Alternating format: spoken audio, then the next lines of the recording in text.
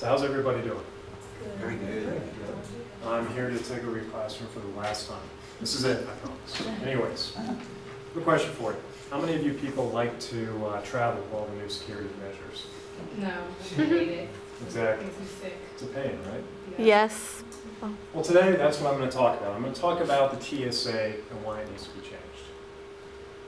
Like many of you, I've done extensive traveling over the last couple of years, and in that time, the TSA has just gotten worse and worse in terms of the lines, the ridiculous protocols that they implement.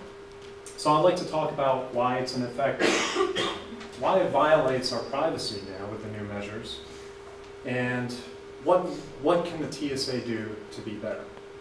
So first of all, what are the main reasons why it's effective, or ineffective, excuse me. TSA is mainly rendered ineffective because of the employees and the training that it provides for their employees.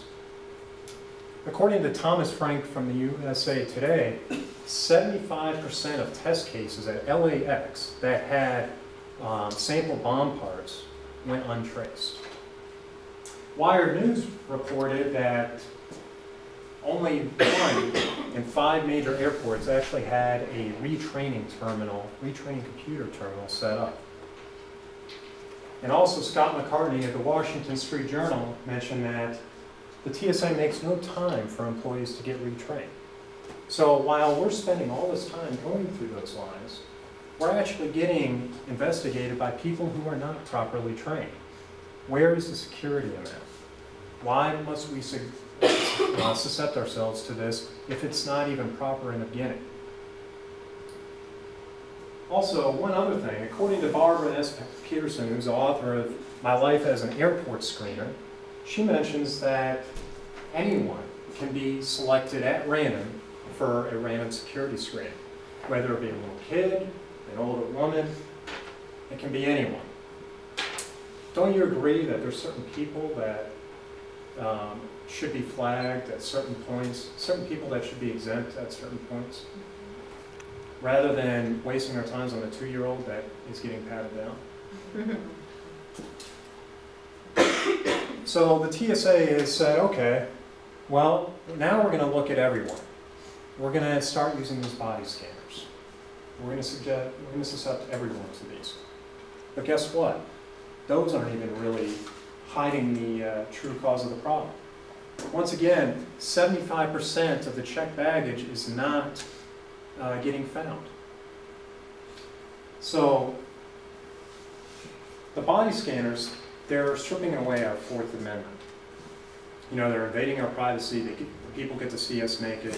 The pat downs, you know, people are getting groped, you know, which is not, is not something that the Fourth Amendment really put forth. People claim it will benefit security. But I ask you this, you know, the little kids getting patted down, if you look at this kind of picture here, I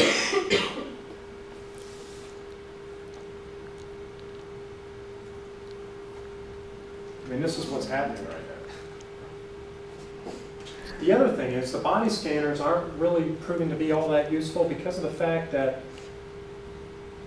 Muslim women are actually not susceptible to the body scanners. They actually do not have to go through the body scanners at all.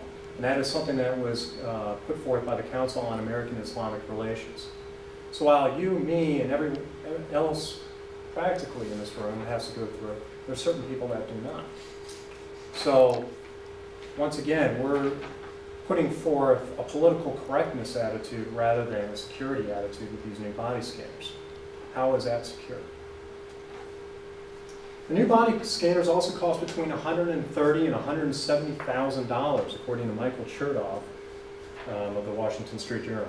This is paid with our own money, so we're paying for all these ineffective scanners.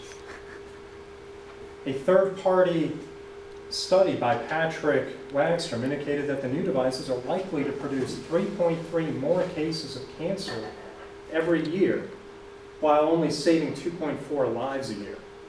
So once again, we're spending $130,000 on every one of these scanners, And we're actually causing 1.1 more deaths a year as a result.